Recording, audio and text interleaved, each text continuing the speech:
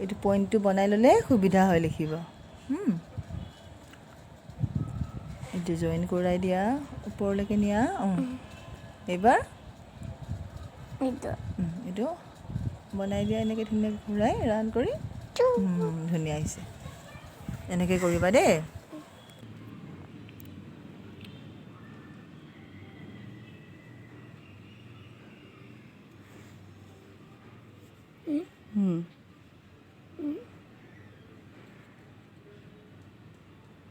উঠাই দিয়া অলপ